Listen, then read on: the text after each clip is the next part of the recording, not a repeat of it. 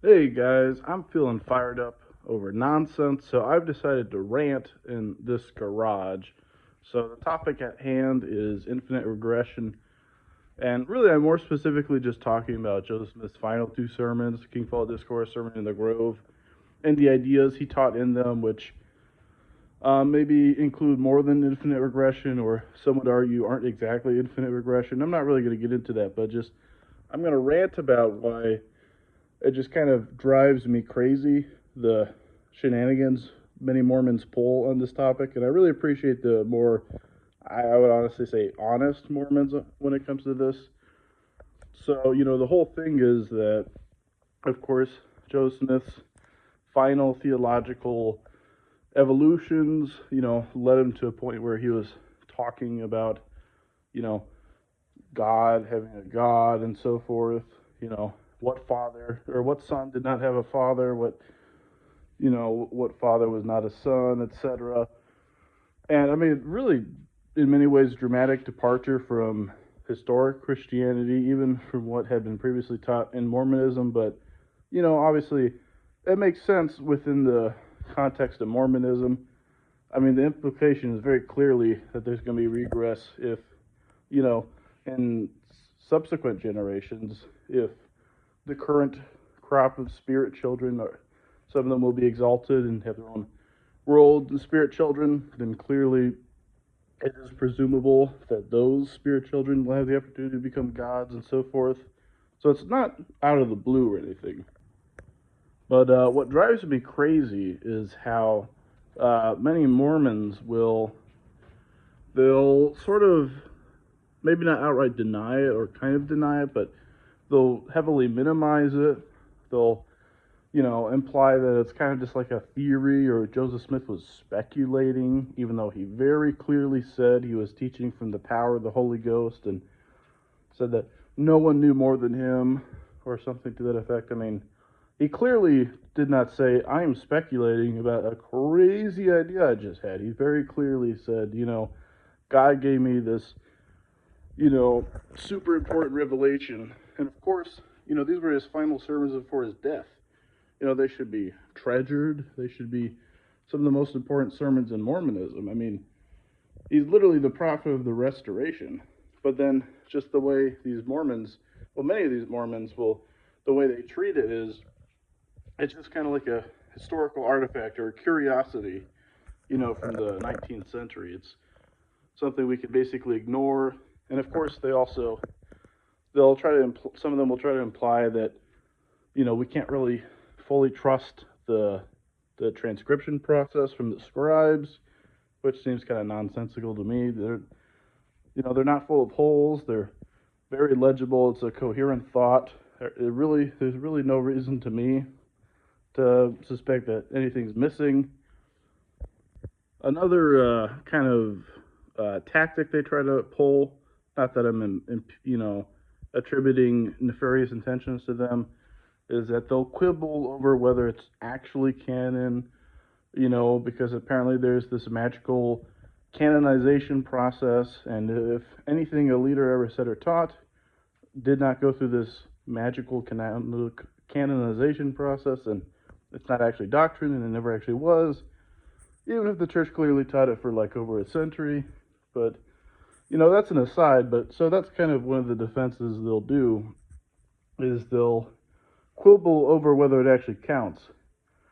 And this is, in my opinion, it's clearly not the end of the conversation. Like, this wasn't something real. I mean, like, okay, so you have the thing where, Brigham Young said that, God the Father, Adam to him, physically impregnated Mary. Like, that's weird. That's definitely weird.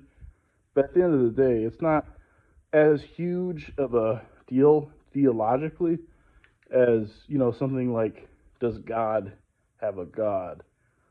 So it's just this crazy scenario to me where, I don't know I don't even really know what they seem to think happened. They don't seem to have an opinion on it. Their only opinion seems to be that, well, that's a theory, that's speculation. We don't really need to talk about that. Let's just stick to, the standard works: faith, repentance, and baptism, y'all. But yeah, infinite regression deniers or minimizers, maybe more accurately, they don't seem to have a real mental model for, what actually happened. Because, this isn't like a minor slip up or whatever. I mean, this is a prophet, someone who speaks for God apparently, but not just any prophet, but the prophet of the restoration.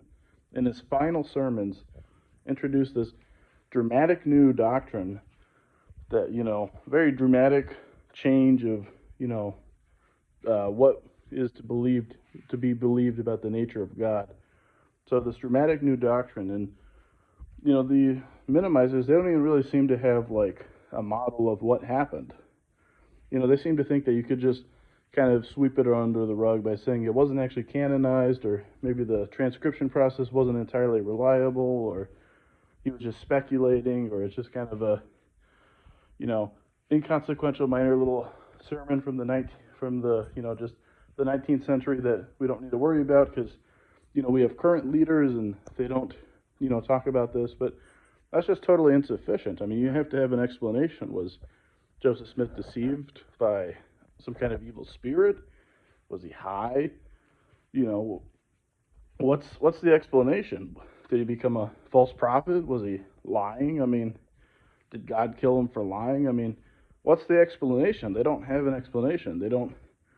They just seem to think they can just, they don't need to have a mental model, and that, if you just say the magic words that, technically it's not actually doctrine or whatever, then you can just ignore that. But to me, that's just so weaselly. That's just so, I don't know, it's so anti-truth. It's the behavior of people who don't care about truth. They don't actually want to think these things through, and they just want to pick whatever narrative, minimizes bad PR for the church, minimizes friction between them and their leadership. And of course, another thing is, the leaders of the church never actually denied this doctrine. The closest explicit thing that's come close to that I can think of is Gordon B. Hinckley on a televised interview, basically saying that we don't really know much about that, which is just kind of, it's kind of just, I mean, it's kind of weaselly. Not to call him a weasel or whatever, but that's not really much of an answer. So you have past prophets, and not just Joseph Smith and Brigham Young, teaching this doctrine and affirming it, believing it. And it's also like a pretty clear conclusion of the gospel. Well, of many of the theological ideas, such as, exaltation and having your own spirit children and whatnot. And it's something that's never been outright denied, but the leaders of the church, they just don't talk about it.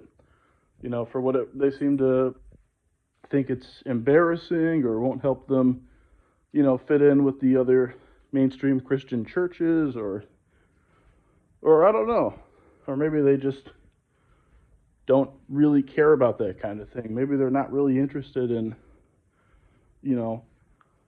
true Mormon theology. Maybe that's not a pursuit that interests them. Maybe they just want whatever has the least friction, whatever looks the best, whatever avoids the hard questions. So yeah, it's like there's absolutely nothing stopping a Mormon from believing in infinite regression or something like that. A very large percentage of Mormons have.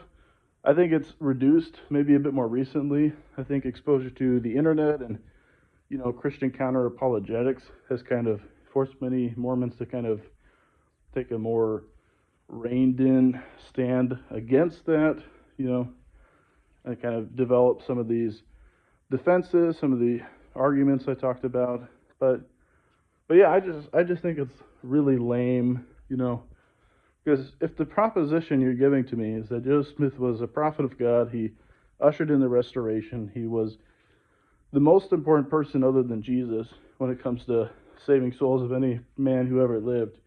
And it's just this titanic figure, and that I need to praise the man. If you're going to tell me that, well, then you're going to tell me that, his final sermons, his final theological developments, we can dismiss, we can ignore. That doesn't really matter because, the current leadership don't really talk about it or don't, you know, really seem to put their full stamp of approval on it, that because of that, we can just kind of ignore like his final sermons, like right before, he died a martyr for the Mormon belief. So if that's your proposition to me, I just think that's completely nonsensical. I think that's so inconsistent and incoherent. Like I really don't think you can just dismiss inconvenient sermons or ideas or whatever because they look out of place in modern Mormonism. So yeah, that's just a rant. I guess I was just getting off of my chest.